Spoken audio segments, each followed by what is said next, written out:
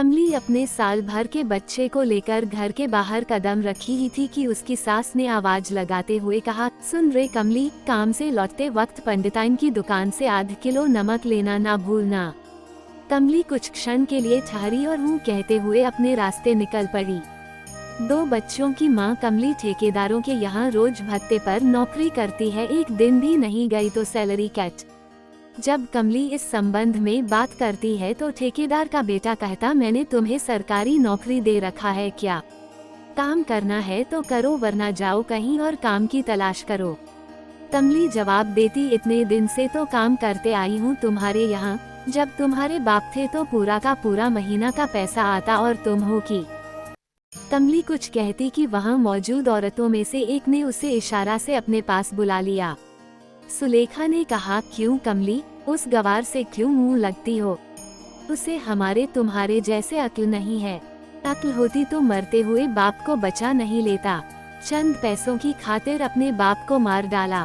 कमली अंधेरा होने से पहले घर वापस आ गई।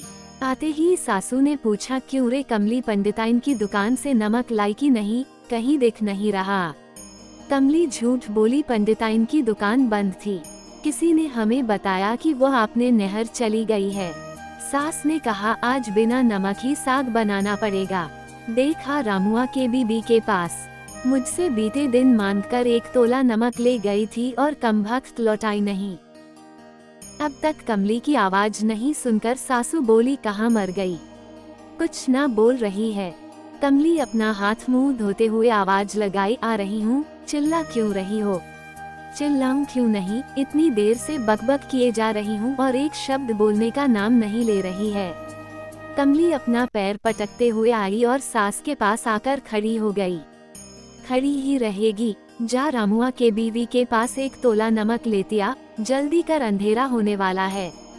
जंगली जानवरों का आना शुरू हो जाएगा, सबके दरवाजे बंद हो जाएंगे और हाँ देखना, कल मुम्हा पीकर नशा में कहाँ पड़ा हुआ है।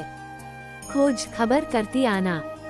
जंगल से कुछ ही दूरी पर एक छोटी बस्ती है जो धीरे धीरे छोटे गांव में विकसित हो गई, पर एक दूसरे की झोपड़ी अभी भी कुछ दूरी पर बनी हुई है। कभी कभार इस गांव में बाघ, चीता और अन्य जंगली जानवर रास्ता भटककर गांव की तरफ आ जाते हैं और लोगों और पालतू जानवरों पर हमला कर देते।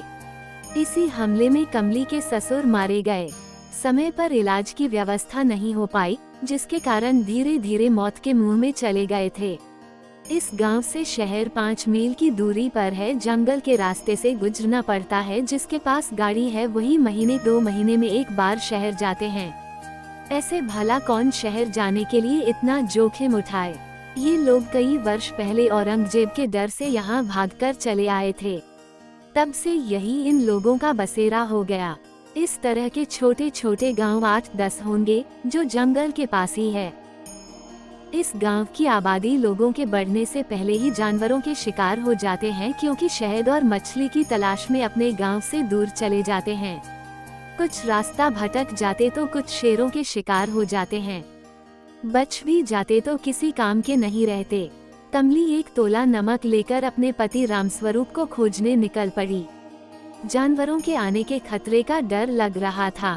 सभी जगह रामस्वरूप को खोज लिया पर कहीं नहीं दिखाई दिया। कमली ने सोचा, जिंदा रहा तो आएगा, नहीं तो। दरवाजा खोलकर कमली अंदर गई।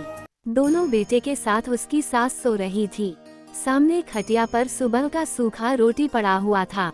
उसने सोचा वही खाकर अपनी भूख मिटा लिया होगा। कितने रात इन लोगों ने बिना खाए बिताई थी। उसकी आंख लगी ही थी कि बच्चे की रोने की आवाज सुनकर जगी। उसके 1 साल के बच्चे को तेंदुआ दबाकर जा रहा था। इसने घर में रखे भाले से उसके ऊपर वार कर दिया। तेंदुए ने बच्चे को छोड़कर उस पर हमला कर दिया। कमली घायल होकर जमीन पर गिर पड़ी। उन लोगों की आवाज सुनकर आसपास के घरों से आदमी अपने हथियार लेकर दौड़ते हुए आया। तेंदुआ डरकर भाग गया, पर कमली खून से लथपथ जमीन पर पड़ी थी। कमली की सांसें कम होते जा रहे थे और अंततः वह अपने बच्चे को छोड़ सदा के लिए अपनी आंखें बंद कर ली। उसका पति रामस्वरूप अब भी नशे में धुत था। उसने अपनी पत्नी कमली को एक बार देखा और खटिये पर ही लुढ़क गया।